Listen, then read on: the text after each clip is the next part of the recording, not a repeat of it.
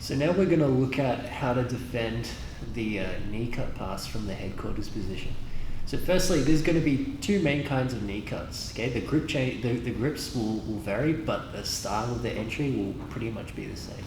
So the first one is the blast knee cut, where my opponent punches an underhook, knee cuts all the way into side control.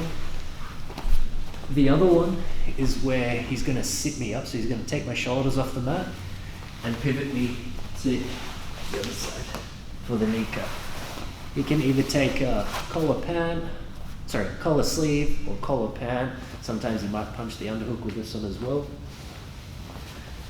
So depending on how you approach the defense of the knee cut is going to depend on the grips that you have.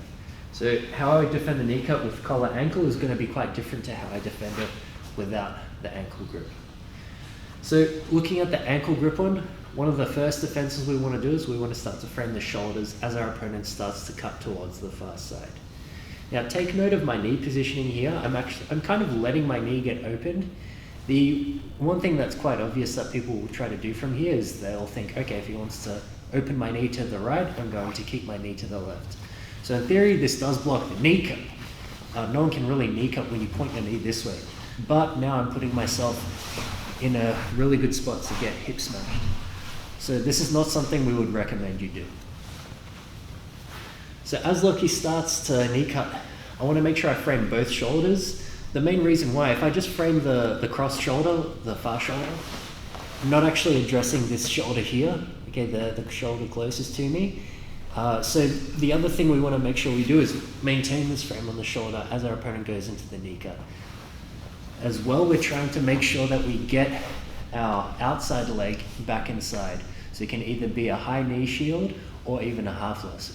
I would always prefer to go to the high lasso. So how this will look is as Loki knee cuts, I'm framing and I'm throwing my foot to the shoulder like so.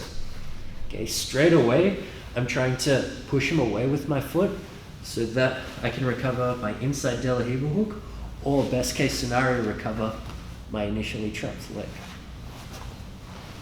If I miss this half lasso, what can happen is I end up with a high knee shield. So, of course, with our high knee shield, we're trying to work back to an inside De La Riva with this high knee shield.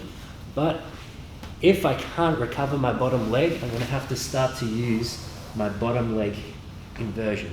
So I start to free my bottom leg, pushing away with my top knee shield, as I spin all the way through. The other thing we can look to do is, this is depending on the grips you have. So as I mentioned before, sometimes from De La Riva, you might have your ankle grip, your collar ankle grip. And if you still hold onto these grips while you get put in headquarters, there is the option of you bumping your opponent up. Just be careful though. If you have the ankle grip and your opponent manages to get the underhook, it's actually really bad to hold on to the ankle grip, because now I can't actually bring my opponent back to the side that I want him to be in initially. You're much better off framing if your opponent punches this underhook.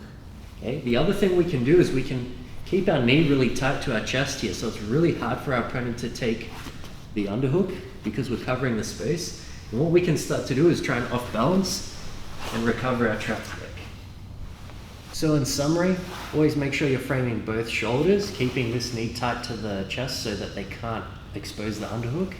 First line of defense is a half lasso to push our opponent away and recover a bottom leg. Second thing we'd be looking at, if we miss the half lasso, is to go for a high knee shield, either looking to recover our bottom leg, recover our inside De La Riva, or use our bottom leg to invert all the way forward.